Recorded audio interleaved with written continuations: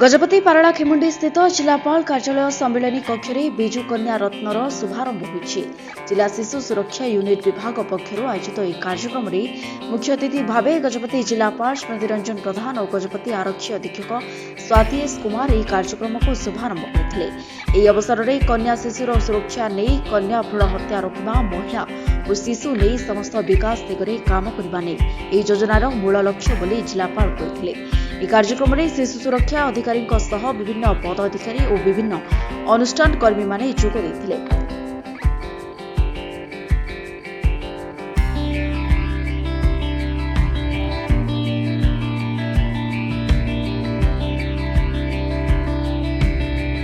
आमे बिजु कन्या रत्न योजना आम कन्या आम रत्न को आरंभ करिछु। ए योजनाटी आगु 3टी जिल्ला रे 14 मसीह कार्यकारी होउथला। एबे सरकार निर्देश अनुसार ए योजनाटी आम जिल्ला रे आजिठो कार्यकारी हैला। ए योजना रे स्वरूप आमे 5 जन जो मानकर कन्या संतान जात होइचिन 5 जन पेरेंट को मध्य फेलिसिटेटेड करिथिलु।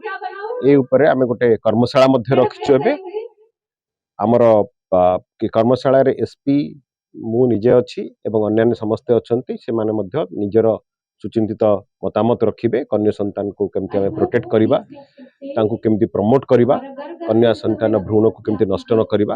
एकन आम जिल्ला रे गोटे भलो कथा जे आम जिल्ला रे जो सेक्स रेशियो अछि एटा 1045 सेक्स रेशियो अछि। तार अर्थ हला 1045 जन महिला 1000 जन पुरुष अछंती। आमे एमितिरे भी सेक्स रेशियो अधिका अच्छु, किंतु ए योजना माध्यम रे कन्या संतान को प्रोटेक्शन दबा, तांको प्रमोट करिबा, तांको इंडिपेंडेंट करिबा, तांको सेल्फ रिलायंट करिबा ए योजनार मुख्य उद्देश्य आको आमे निश्चित भाव पालन करिया।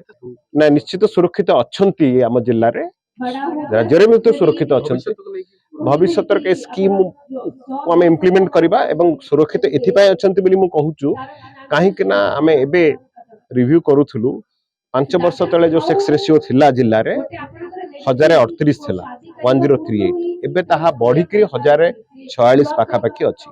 एते गोटे स्टैटिस्टिक्स गोटे निर्देश करूछि जे निश्चित भाव रे आम जिल्ला रे कन्या संतान माने सुरक्षित अछंती, किंतु ता अर्थ नुहे जे आमे आदरे किछि लैक्सिटी करिबा, आमे ताको आहुरी सुरक्षित करिया को ताको सेल्फ रिलायंट करिया पे सोसाइटी रो एटीट्यूड को आहुरी इंप्रूव करिया पे ये स्कीम टा हम पे उपयोगी निश्चित भाव रे। आज तो आरंभ है निश्चित भाव में गाँ गहली प्रचार प्रसार निश्चित भाव में करूँ। आपण माध्यम आज प्रचार प्रसार आम करूँ। आपण मैंने बहु संख्यार जोग देइछन्ति। आज जो वर्कशॉप अच्छी अनुरोध करी आपण समस्त अटेंड करूँ। समस्त सुचिंतित मतामत रखिए। एसपी तो निजे आमर जने फीमेल से मत रखुंट। आशा करी आपण माध्यम एवं एतद सरकारी चैनल माध्यम योजना को आम प्रचार प्रसार यथेष्ट भाव में करूँ। ब्यूरो रिपोर्ट उत्कल परिक्रमा।